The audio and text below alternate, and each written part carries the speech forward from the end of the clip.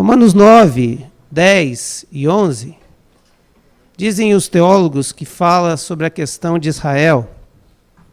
Mas Romanos 9, 10 e 11 fala da questão de Deus, de quem Deus é. Em Romanos 9, Deus se mostra como um Deus soberano. E a sua soberania está num pilar com 3 partes.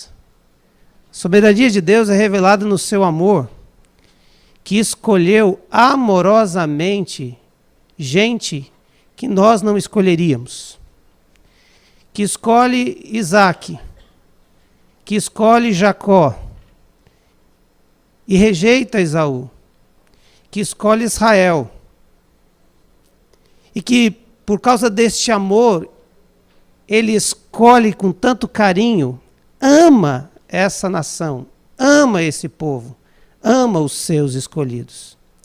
Mas que a soberania dele tem uma segunda base, que é o seu poder de salvar todo aquele que crê. Não há salvação em nenhum outro, a não ser em Jesus Cristo. Isso é poder de Deus. Então aquele que ele escolhe, ele tem poder de salvar. Mas há uma outra coisa, que a soberania de Deus se baseia, que é na sua sabedoria. Ele escolhe, ele tem poder para salvar, mas é num tempo que é totalmente dele, que a gente não entende, mas que a gente se submete. Quer ver um exemplo disso? O exemplo disso está nos nossos pedidos de oração. E os pedidos de oração são uma demonstração clara de que nós acreditamos que Deus ouve e pode até mudar alguma coisa. Porque se ele é tão soberano, sabe o que faz, e já pré-organizou e predestinou todas as coisas, por que então orar? Se elas vão acontecer independentemente da gente. Talvez seja esse um grande problema que as pessoas não entendem a respeito da eleição e nem da soberania de Deus. E houve um movimento na história chamado hipercalvinismo, ou seja, pessoas que interpretaram a predestinação ou os conceitos de Calvino numa rigidez tão grande que foram para o extremo que não se precisava orar, porque tudo estava pré-definido. E que por causa disso o ardor missionário morreu, porque se Deus vai salvar quem ele quiser salvar, o que eu farei para interferir nisso? Só que quando nós olhamos para a palavra de Deus, não existe nenhuma expressão chamada calvinismo, nem arminianismo. Existe uma expressão chamada soberania. Deus, que dá nó na cabeça de arminianos e de calvinistas. Porque Deus é soberano. E aí, tem coisas que ele vai dizer, orem. E mediante a sua fé eu vou fazer. E tem coisas que ele vai falar, isso é meu. E eu vou fazer do meu jeito. Por isso, Romanos 10, se Romanos 9 fala da soberania, Romanos 10 fala de uma responsabilidade humana. Romanos 10 fala que tem uma parte no processo que Deus deixou para nós. Não porque ele precisa de nós, mas porque ele quer nos incluir no contexto. Por isso, queria ler o primeiro texto, o primeiro versículo, e já parar nele para tentar colocar algumas coisas práticas. Por isso eu peço a sua paciência hoje. Eu vou chamar algumas pessoas aqui na frente que não sabem de nada. Agora toda a igreja ficou preocupada. Eu consegui agora angustiar todos. Tá? Se é nosso visitante, eu dispenso você porque eu não conheço a sua história, mas quem é membro já vai orando porque talvez seja você o revelado nessa noite. Vamos lá, depois de toda essa atenção, Romanos 10, versículo 1 diz o seguinte: Irmãos, o desejo do meu coração e a minha oração a Deus pelos israelitas é que eles sejam salvos. Paulo está dizendo aqui que ele orava pelos seus irmãos judeus para que eles fossem salvos. Mas se no capítulo 9 e no capítulo 11 ele vai dizer que todo Israel será salvo, Então, para que gastar tempo orando pelo povo de Israel se eles serão salvos? Porque não se gasta tempo em oração, se investe tempo em oração. Porque Deus sabe quem Ele escolheu, mas eu não sei. Deus sabe o que Ele quer fazer, mas eu não sei. Eu não oro para Deus mudar os planos, eu oro para que Ele me mude. Eu oro para entrar dentro do plano dEle. Eu oro para ser usado por Ele. Eu oro para que Ele revele os seus planos e eu possa participar disso. Em sua soberania, Deus colocou a oração como nossa parte no processo da ação dEle. Por quê? Porque Ele é soberano. Às vezes a gente ora por uma pessoa, a gente se dedica em oração e nada do que a gente imagina acontece. E às vezes a gente não ora e vê milagres acontecendo. E muitas vezes a gente ora e vê milagres acontecendo. Vai me dizer qual que é a resposta certa? A resposta é que existe soberania de Deus e existe responsabilidade humana. E a responsabilidade do homem de Deus, da mulher de Deus, é orar. Por isso, quem não ora não está agradando nenhuma das duas correntes teológicas e, pior de tudo, não está agradando o Senhor, que é Senhor de todas as coisas. Essa oração é uma ação, sim, em direção ao que nós não sabemos. É um atestado de que a gente precisa de Deus, que nós somos dependentes de Deus. Oramos porque Deus sabe tudo, mas nós não. Eu vou começar dando o primeiro exemplo. O primeiro exemplo vem... Cadê a Bianca e o Daniel? Eles não estão aí hoje, né? Bianca e o Daniel. Que sorte, né? É como Deus revela. Né? Talvez estão fazendo outras coisas que eles precisavam fazer e não estão aqui. Mas eu vou falar sobre o que aconteceu. O vô da Bianca, por parte do pai... o pai do pai dela, faleceu essa semana. Ele tinha 89 anos. Aliás, tinha mais, eu não sei a idade que ele faleceu. Mas, mandando um WhatsApp para ela, ela me disse o seguinte, que ele se converteu aos 89 anos e se batizou. Minha pergunta é, quem orou por ele? Quanto tempo orou por ele? Qual foi a intensidade da oração por ele? Eu não sei. Mas eu acredito plenamente que alguém orou por ele. Talvez a própria Bianca. Talvez o próprio Daniel. Quanto tempo você oraria por alguém? Pela conversão dele? Segundo, talvez ninguém orou. Não posso afirmar isso. Mas eu sei que mesmo com oração ou sem oração, Deus é soberano. E aos 89 anos, parece coisa de jogo de futebol, aos 90 minutos do segundo tempo, Deus vai lá e diz assim, é meu. Sempre foi meu. Sempre foi meu. Segundo exemplo que eu quero dar sobre oração, é sobre a Manu. O Claudino, dá uma chegadinha aqui. O Gilmar está por aí? Gilmar, vem aqui um pouquinho. Vocês dois, representando a célula de vocês. Eu já vou falando o que está acontecendo, só para vocês entenderem. Eles estão lá, nós estamos orando aqui pela Manu. A Manu é aquele bebezinho que tem uma atrofia muscular espinhal, uma doença raríssima. E aí, a mobilização do povo de Deus em oração, amém? Estavam orando. Lembra disso? A Manu? Tinha gente orando por ela. E aí, o que Deus fez nesse processo? A Manu precisa de um remédio que, por ano, custa 3 milhões de reais. Não estou errado, não. O Ricardo até veio perguntar, pastor, está errado aqui. É 3 milhões de reais, não é 3 mil não, querido. 3 mil a gente fazia uma vaquinha. 3 milhões de reais. Então agora vamos ouvir o que Deus fez nessa questão. Gilmar estava no processo. A Manu, quinta-feira passada, o Tribunal Regional Federal da 4ª Região deferiu, através da relatora do caso, o remédio para a Manu. Aleluia! Glória a Deus!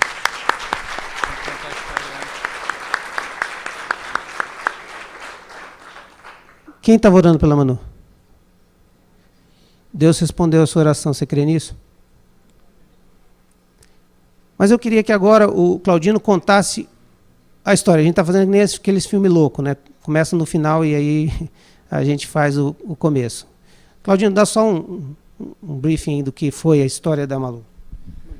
A Manu, os pais dela têm participado da nossa célula e a célula tem se envolvido bastante com essa família, com os pais também, sogro, sogra, avós. E é uma luta muito grande, porque ela é uma menina frágil, mas muito querida, muito alegre, cheia de vida. E eles tentaram de tudo, inclusive até pensar em morar na Itália, conseguiram descendência italiana, visto para morar lá, porque não tinha como esse remédio ser liberado no Brasil. Então o Gilmar entrou com o primeiro pedido, também o Ercias, né, irmão que é promotor, irmão do pastor Jacques, também está lá na célula, e juntamente com o nosso irmão advogado aqui, o Gilmar, entraram fazendo o primeiro pedido e foi rejeitado em primeira instância. Aí ele recorreu, né, porque não havia condições. Imagina, o sistema todo já está falido e quebrado, né? E aí a resposta na hora é dizer, não tem recurso, nós temos que escolher aquelas pessoas que vão salvar o máximo de pessoas que dá com 3 milhões ao invés de investir. É cruel, né, se pensar assim, mas infelizmente as coisas funcionam assim. Mas por resposta de oração mesmo, a gente crê, houve esse deferimento agora, né, Gilmar? E Deus tem ouvido as orações, não tem, eu não sei se é a primeira pessoa que é deferido no Brasil, ou se já houve outros casos de deferimento. Santa Catarina, então, é a primeira criança que recebe esse deferimento para receber. Então, é sabido que tem no Brasil hoje são 600 crianças que precisam do medicamento, né? E foram 5 até agora que se tem notícia, né, com a Manu, que foi deferida. Então, queridos, glórias a Deus. É uma família, é uma criança, e só quem passa ou acompanha sabe o que é a dor de um pai ver sua filha, o seu filhinho definhando e com os dias contados, e de repente aparece um remédio que está sendo testado no mundo todo, ainda não se tornou um remédio popular, né? É muito caro as pesquisas e tal, e agora eles têm acesso a esse medicamento. Então vamos continuar orando para que, a partir do momento em que eles receberem esse medicamento possa agir tal qual foi programado para agir no corpo dessas crianças. O milagre de Deus aí no caso da Manu foi muito grande, porque na realidade esse caso já vinha sendo acompanhado por um outro advogado de São Paulo, né? Ele já havia sido negado, né, pelo juiz de Blumenau, já havia sido negado também no tribunal. O processo voltou para cá, no caso a tutela, né?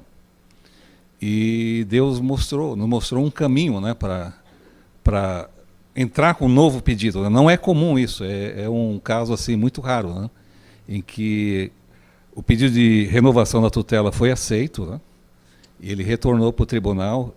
O juiz de Blumenau é um juiz muito duro, né? E caiu também numa relatora também que não costuma dar essas liminares, né? Não costuma deferir. Mas Deus foi bom e operou esse milagre. Glória a Deus. Queridos, glória a Deus. Glória a Deus. Aleluia.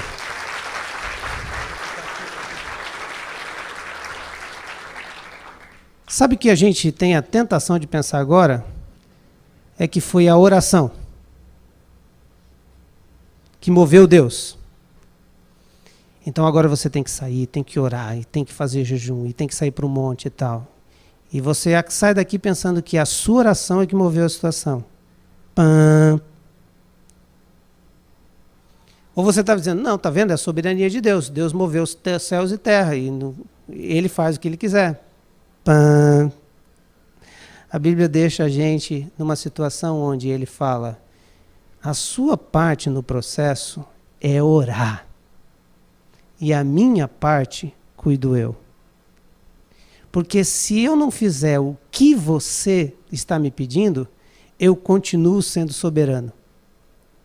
Agora, se eu fizer o que você está pedindo, eu continuo sendo soberano, gracioso e atendi o seu pedido. Todos ganham quando oramos. Todos ganham. Agora você deve estar pensando assim: não, mas é porque o Gilmar é power. O cara moveu um processo que não tinha como mudar. Que tentação que nós temos, né? Eu quero dar um exemplo diferente de vocês da soberania de Deus e da oração. Não sabem de nada que eu ia chamar aqui, mas posso perder a cabeça, mas vou arriscar. A Luísa e a Manuela estão aí? Da Jocum? Luísa e Manuela? Sabe quem eu estou falando? Tá? Estão aqui? Por favor, Luísa e Manuela, vem aqui. Vem aqui as duas. Tá? Queridos, eu falei que os visitantes estavam liberados, mas vocês não são visitantes, né? Vocês são da Jocum. A Bianca e a Amanda estão aqui? Então eu queria que vocês viessem aqui. Sabe o que Deus preparou para esse momento? Essas meninas são 4 irmãs. E Deus colocou elas aqui, juntas. Não é verdade? E sabe o que acontece? É que na soberania de Deus, Deus escolheu elas 4 para serem filhas dele, amadas e servas dele. E de uma maneira especial, eles se encontraram aqui. Vocês sabiam que viriam? Sabiam que estariam aqui nesse tempo. E vocês estavam orando umas pelas outras? Tá vendo? Tá bem claro aqui a soberania aqui, que só a soberania, e aqui oração. E elas estão aqui juntas servindo ao mesmo Deus. Quando a Bianca estava ministrando, e eu lembrando aqui do teu ministério com os juniores, do seu ministério na célula, Deus uniu vocês agora, nesse tempo, para dizer o seguinte: toda vez que vocês olharem, tem que tirar uma foto histórica. Cadê o fotógrafo? Tá? Deus é soberano.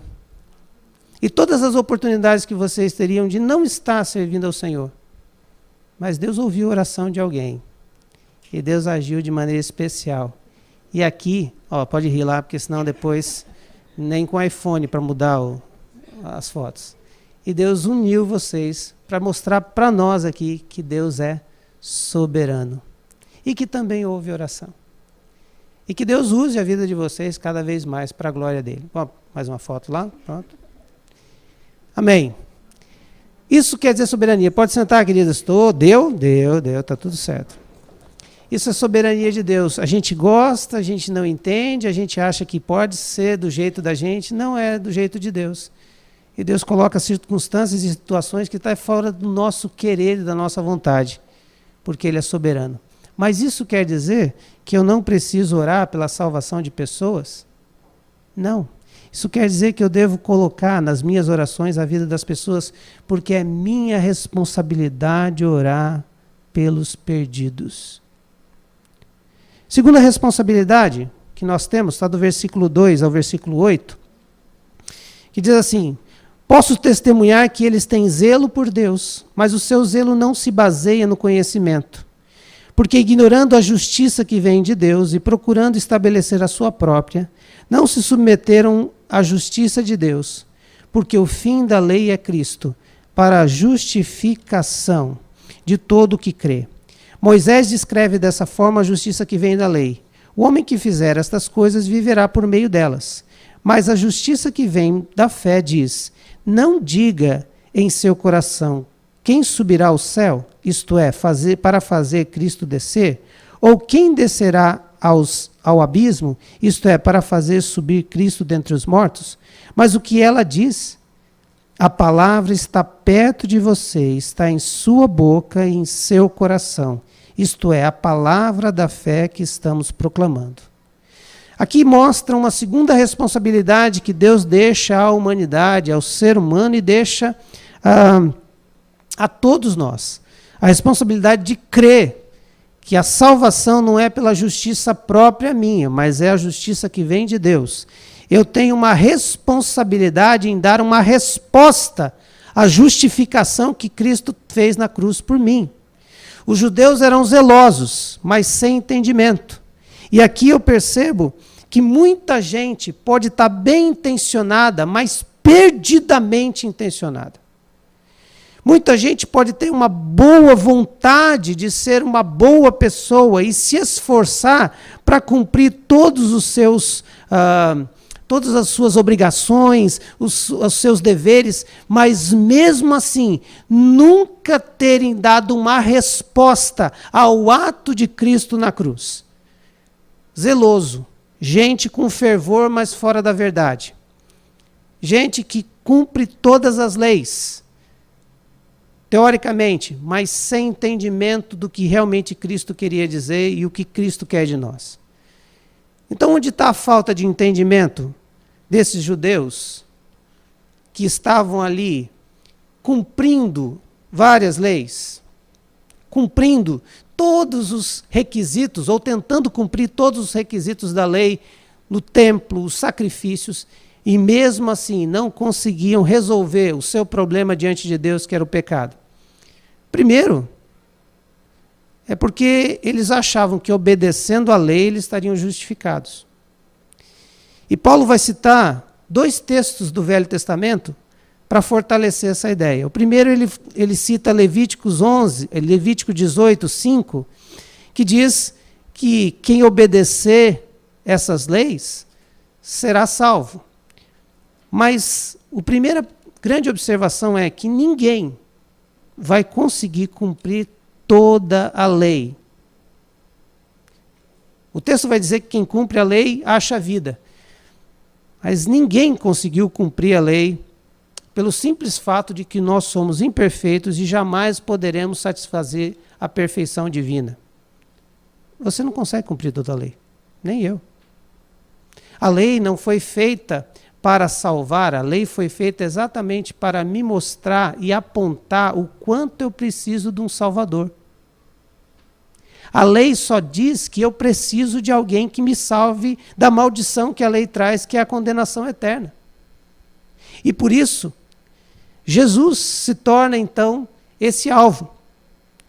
E é por isso que a lei jamais pode me salvar, e ele usa então o segundo texto, que essa falta de entendimento dos judeus estava levando eles a acreditarem que poderiam se salvar simplesmente pela observância da lei, mas eles jamais poderiam fazer isso, porque são pecadores e cometeriam seus erros e as suas falhas e sempre estariam em débito com Deus.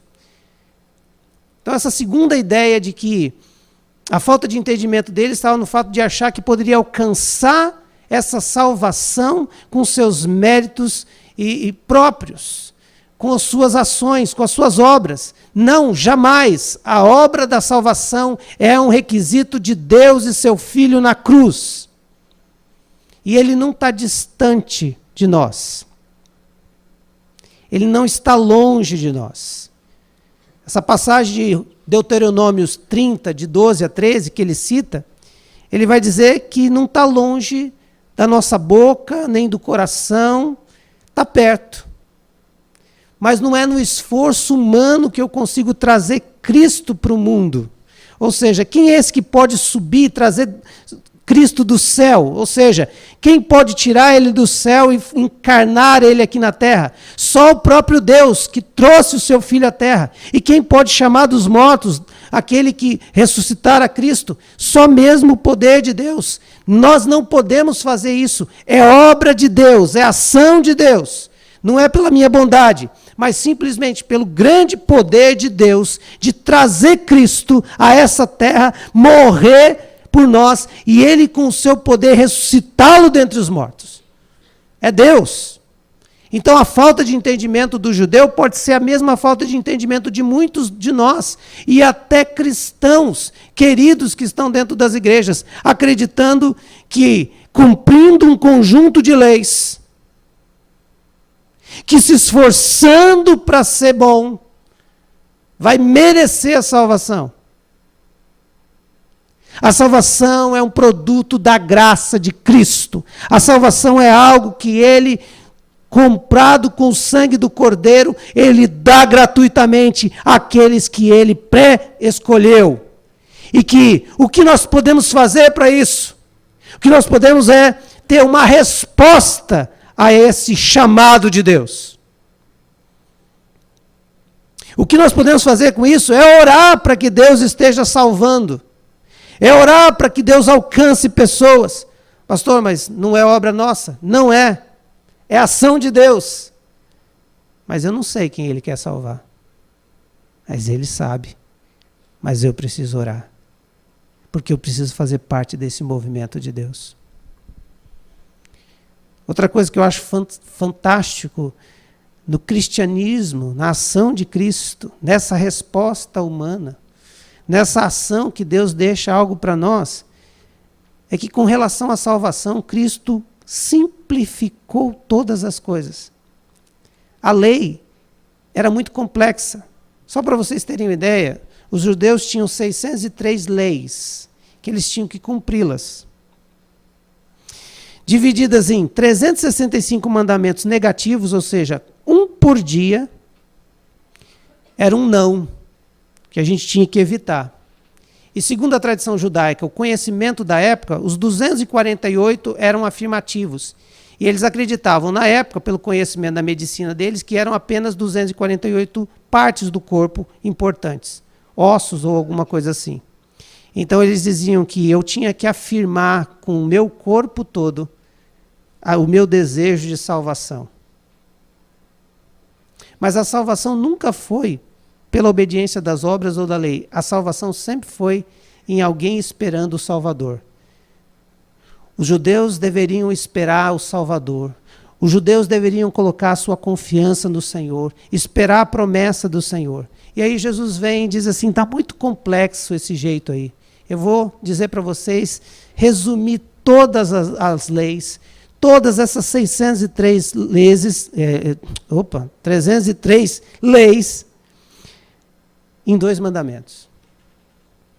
Mateus 22, 37 a 39, Jesus simplifica a lei dizendo o seguinte, amarás ao Senhor teu Deus de todo o teu coração, de toda a tua alma, de todo o teu entendimento, e ao próximo como a você mesmo. Sabe quem consegue fazer isso? É quem foi lavado e remido no sangue do Cordeiro. É quem foi alcançado pela graça de Cristo. Somente esse. Jesus simplifica todas as coisas. Sabe por quê? Porque Ele é o fim da lei. Porque o fim da lei é Cristo. E o fim aqui quer dizer a completude, a perfeição, a conclusão da lei. Porque a lei não poderia salvar, mas ela aponta para quem pode salvar, ela aponta para Cristo. A lei diz, eu não posso te salvar, mas Cristo que me cumpriu na cruz, pode. O Cristo que morreu por você na cruz cumpriu toda a lei e Ele pode. É Ele quem vai te salvar. Então o seu alvo em obediência à lei não é a lei por si, mas é o que ela mostra, que é Cristo Jesus. E eu já falei aqui um tempo passado, mas vou voltar a repetir, é um engano achar que Deus está dizendo com isso, e Cristo está dizendo com isso, que nós não precisamos observar a lei, obedecer a lei, porque se obedecer Cristo, obedece a lei. Mas a lei que nós obedecemos mostra o quanto Cristo é Senhor das nossas vidas. Não matarás, não roubarás, não dirás falso testemunho, não fornicarás, não cobiçarás a mulher do próximo, honra o Senhor teu Deus, honra teu pai e tua mãe, ame o Senhor teu Deus de todo o teu coração, não farás para ti imagem de escultura, e toda essa lei que não foi abolida, mas que agora em Cristo, Ele cumpre para mim. E Ele me perdoa, Ele me restaura, e Ele faz com que eu olhe para essa lei e diga, eu quero obedecer por amor ao meu Cristo, porque Ele é o alvo da obediência da lei. É por isso que eu obedeço à lei. Eu obedeço à lei não porque eu vou para o inferno, eu obedeço à lei porque Cristo já me tirou do inferno. E por isso agrada a Ele. Então qual que é a resposta? Qual que é a responsabilidade humana? Exatamente dar uma resposta a essa ação de Deus. A palavra está perto de você, está na sua boca e no seu coração. Por isso, nós temos que confessar. Por isso, nós temos que crer com o coração. A crítica que eu faço à igreja do nosso tempo, a primeira crítica que eu faço é que falta zelo. Se para os judeus faltava entendimento, e eles eram zelosos, obedeciam demais, eles pegavam a estrada para Porto Alegre com um desejo intenso de chegar em São Paulo. Mas eles iam cada quilômetro dizendo, a marginal do Tietê, quando eu chegar. Mas eles nunca iriam chegar. O problema deles não era o zelo, o problema deles era o entendimento. Mas a nossa igreja evangélica, e principalmente a brasileira, o problema não é o entendimento, nós entendemos. É a falta de zelo. Nós não temos zelo com as coisas de Deus. Falta fervor para nós. Falta uma mente cheia da presença de Deus e um coração entusiasmado por viver a Cristo. Falta responsabilidade com algo tão fantástico que nós temos. Falta zelo. Segunda crítica que eu faço, falta simplicidade na igreja de Cristo hoje. A gente está vendo um movimento tão poderoso, de igrejas poderosíssimas, de mega eventos, de estruturas hollywoodianas. Eu não tenho dificuldade em dizer que Cristo quer que a gente faça todas essas coisas, mas que seja para a glória dele. Cristo simplifica tudo. Cristo facilita tudo. E uma terceira crítica é que Cristo tem que estar no foco dessa igreja. E vidas para Cristo tem que estar no foco e no propósito dessa igreja. Por quê? Porque se nós temos uma responsabilidade de crer, as pessoas têm uma responsabilidade de crer na justiça de Deus, e que vem de Deus a justiça, não é uma justiça própria, e que os judeus não fizeram isso, eles criam na justiça própria, nos seus atos, nas suas leis. Há uma terceira responsabilidade aqui, que é a responsabilidade que todos têm de responder a essa justiça que Deus revela. A responder aquilo que foi revelado de Cristo a mim e a você. Versículo 9, 10, 11 e 12 vai dizer: se você confessar com a sua boca que Jesus Cristo é o Senhor e crer em seu coração que Deus o ressuscitou dentre os mortos, será salvo. Pois com o coração se crê para a justiça e com a boca se confessa para a salvação. Como diz as Escrituras, todo aquele que confia jamais será envergonhado, pois não há diferença entre judeus e gentios. Pois o mesmo Senhor é Senhor de todos e abençoa ricamente a todos que o invocam. Porque todo aquele que invocar o nome do Senhor será salvo. Primeira responsabilidade, orar. Segunda responsabilidade, responder à justiça que vem de Deus. E essa terceira responsabilidade é tomar uma decisão. É agir diante de tamanha salvação que Cristo fez a você e a mim. E aqui ele está dizendo que a responsabilidade humana passa por duas condições. A primeira, crer com o coração. E a segunda, confessar com a boca. Ora, se Deus é soberano, qual é a participação, qual é a responsabilidade? É ter uma resposta a essa soberania de Deus. É ter uma resposta àquilo que ele fez na cruz através de Cristo por mim e por você. E aqui passa por duas áreas da nossa vida, que são áreas que a gente chama de simbólicas, mas que tem toda uma responsabilidade por trás delas. Primeiro, que a gente deve crer com o coração. E aqui está dizendo duas coisas. Aliás, que a gente deve crer com o coração, que Deus ressuscitou Jesus dentre os mortos. O que significa isso? Qual é a verdade que está por trás disso? Veja, a primeira verdade em crer com o coração é crer que Jesus venceu a morte, o nosso último inimigo. E por isso nós temos a garantia de que iremos ser ressuscitados com Ele. Isso deve estar no teu coração. Isso deve fazer parte da sua crença. Você precisa crer que um dia, diante de todo o tribunal da história, haverá um levante dos corpos. E esse levante será orquestrado e ordenado pelo Senhor dos exércitos. E Ele vai levantar aqueles dos mortos em ressurreição, porque Ele é a primícia dos que dormem, e Ele foi o primeiro a fazer isso. E porque Deus o ressuscitou dos mortos, nós temos a garantia que Ele nos ressuscitará no dia da glória. Então, o crer no coração é que a morte não nos venceu, que a morte não é o nosso inimigo maior. E se ela é o nosso inimigo maior, ela já foi derrotada em Cristo Jesus.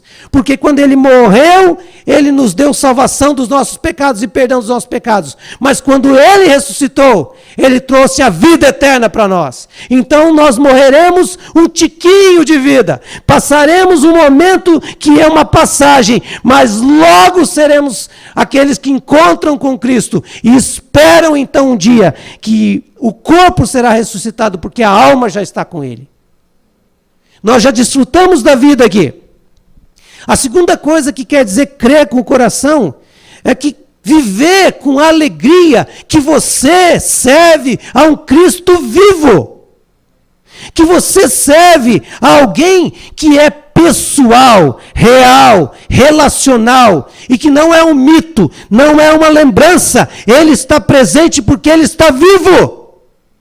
Por isso, crê no coração que Deus os ressuscitou dentre os mortos, o meu Jesus vive.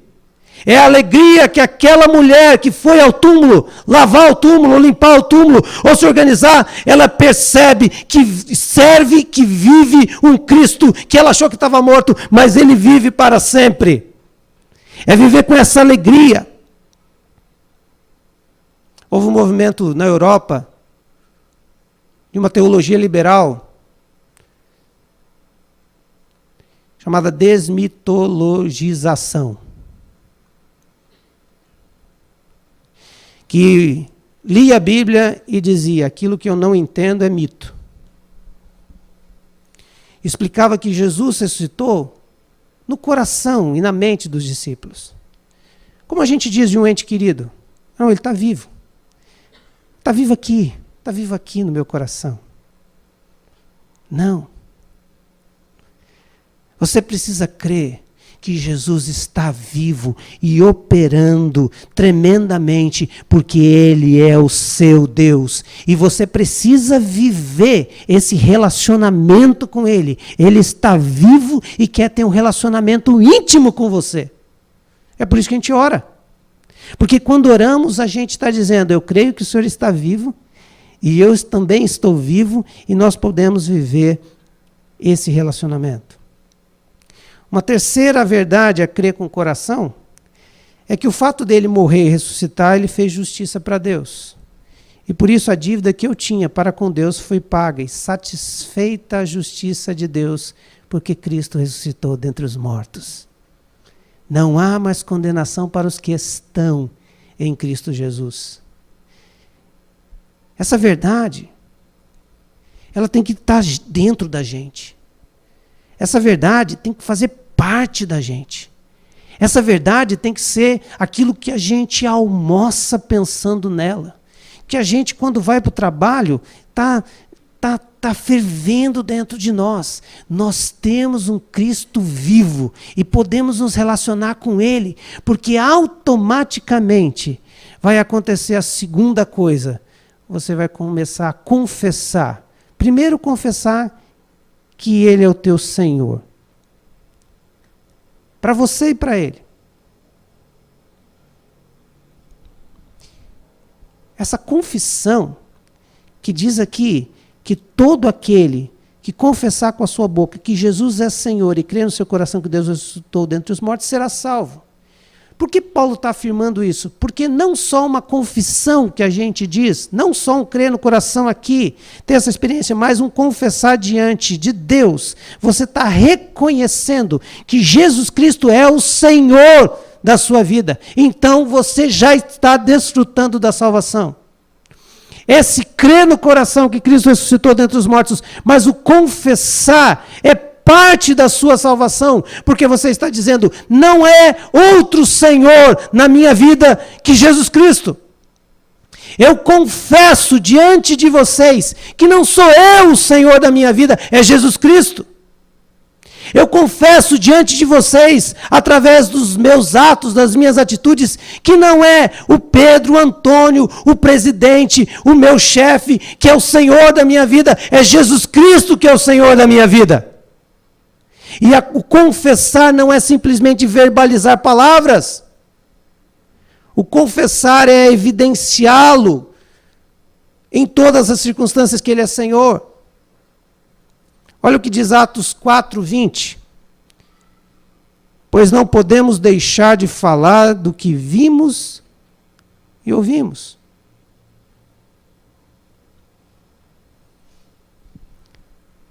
Segunda ação, a gente deve evidenciar o que a gente crê.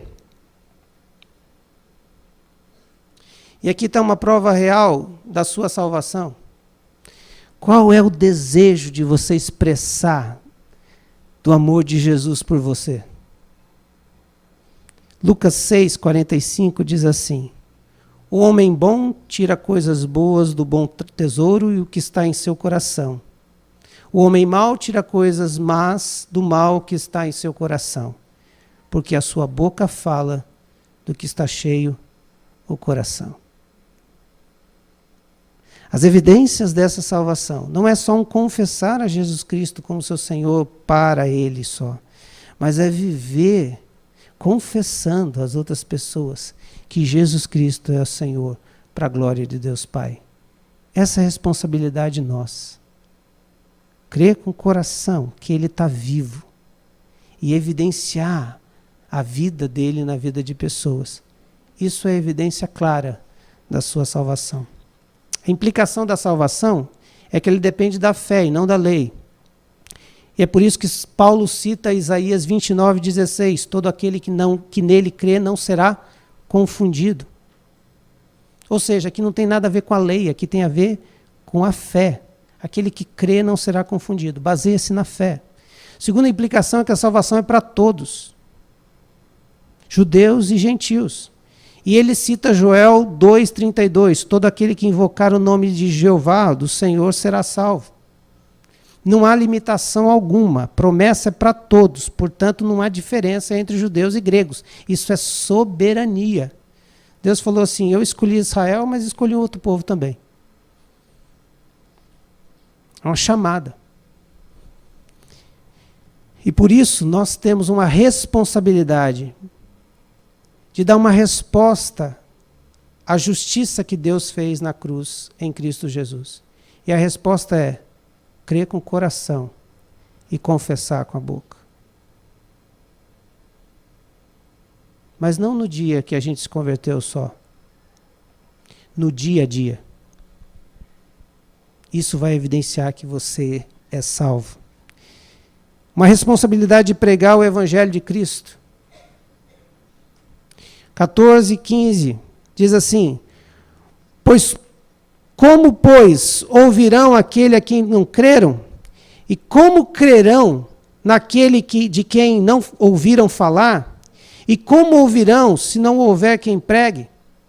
E como pregarão se não forem enviados? Como está escrito, como são belos os pés do que anunciam as boas novas.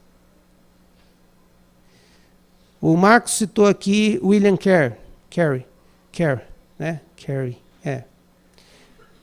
William Carey vai conversar com o seu pastor e ele diz assim, eu tenho um chamado. Diz, olha, eu estou orando aqui e E é esse país aqui. E de repente o pastor dele diz assim: meu filho, se Deus quiser salvar esse povo, Ele não precisa de você. Ele salva se Ele quiser, porque Ele é soberano. Só que a mentalidade de Deus, graças a Deus, não é como a gente pensa. Deus usa então William Carey para salvar, para levar a mensagem do Evangelho. E é isso que Paulo está dizendo. Há uma soberania de Deus e Deus salva, mas há uma responsabilidade minha de pregar o Evangelho de Cristo. Sabe por quê? Como é que as pessoas crerão se não invocarem? Como elas crerão se não ouvirem falar? Como elas ouvirão se não tem quem pregue? Como pregarão se não forem enviados? Paulo está dizendo que os crentes em Cristo Jesus precisam ser enviados. E a palavra enviado quer dizer apóstolo. Então uma igreja apostólica é uma igreja que envia pessoas. E sabe onde é o campo missionário? É onde você trabalha, é onde você mora, onde você reside. Porque a salvação do teu vizinho, a alma do teu vizinho tem o mesmo peso para Deus que a alma do chinês. Ou tem pesos diferentes? A alma do seu vizinho tem o mesmo peso diante de Deus que qualquer pessoa na face da terra. Por isso, Deus, na sua soberania, quer salvar todos. Mas Ele quer usar a gente. E Ele quer enviar os seus apóstolos, os enviados. A igreja apostólica é aquela que envia. Por isso ela deve sempre estar orando e enviando as pessoas no final do culto. Porque é no final do culto que vocês vão para o campo missionário. E vão passar a semana no campo missionário. Mas vocês vão continuar evidenciando que Cristo está vivo com o coração e confessando com a boca que Ele é o Senhor. E aí a gente olha então esse texto que cita. Quem que vai fazer isso? Quem vai pregar o Evangelho? Quem vai ter a responsabilidade de pregar o Evangelho? Somos nós, a igreja de Cristo. Essa pergunta está respondida. É o povo dele. Nós somos o sal da terra. E é uma responsabilidade minha e sua. Para com a soberania de Deus. Agora vai entender Deus assim. Ele fala para Paulo escrever em Romanos 9 que ele é soberano, em Romanos 10 ele vai dizer, quem vai pregar? Quem vai fazer a obra? Para que teólogo tenha nó na cabeça, para que linhas sejam amarradas uma na outra, para dizer eu sou soberano, inclusive para dizer que algumas coisas eu vou deixar sob responsabilidade sua. Prega a palavra. Prega o Evangelho, vive esse Evangelho. Sabe por quê? Quando você viver esse Evangelho, você volta à responsabilidade para responder a mensagem do Evangelho. Veja que o texto fala de responsabilidade da gente pregar, fala de responsabilidade da gente orar, mas fala de responsabilidade das pessoas ouvirem e darem uma atenção a essa mensagem. No entanto, versículo 16, nem todos os israelitas aceitaram as boas novas, pois Isaías diz, Senhor, quem creu na nossa mensagem? Consequentemente, a fé vem pelo ouvir a mensagem, e a mensagem é ouvida mediante a palavra de Cristo. Mas eu pergunto, eles não ouviram? Claro que sim. A sua voz ressoou por toda a terra, e as suas palavras até os confins do mundo. Novamente pergunto, será que Israel não entendeu? Moisés foi o primeiro que disse, farei que tenham ciúmes de quem não é meu povo, e os provocarei a ira por meio de um povo sem entendimento.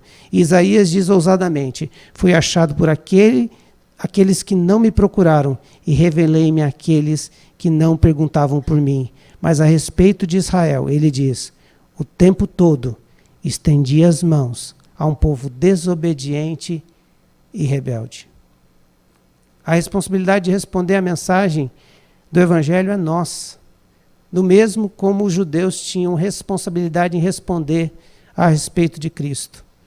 E eles rejeitaram a mensagem de Cristo pregada por Cristo mesmo. Em todo lugar nessa terra que existe um judeu ou uma colônia judaica, eles não podem negar que não conhecem Jesus. Eles não podem dizer que não conhecem Jesus. Porque Jesus faz parte até da história judaica. Eles podem negá-lo, rejeitá-lo ou aceitá-lo. Por isso Romanos 9 vai dizer que ele é a pedra de tropeço para uns, mas pedra de esquina para outros. Quem nele confiar vai ser edificado. E quem nele confiar vai ser, a Bíblia vai dizer aqui, que aquele que confessar a Cristo, ele vai ser consolado por ele vai ser abençoado por ele não vai ser confundido. Mas aquele que rejeitá-los viverá em confusão. Rejeitá-lo viverá em confusão e essa confusão será eterna. O texto vai dizer que mesmo os judeus que viram, ele vai dizer, será que eles não ouviram? Claro que ouviram. Será que eles não entenderam? Não, eles entenderam.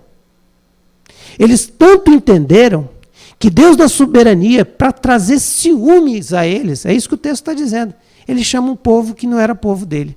Nós, os brasileiros, nós, os argentinos, nós, os bárbaros, citas, os persas, os não-judeus.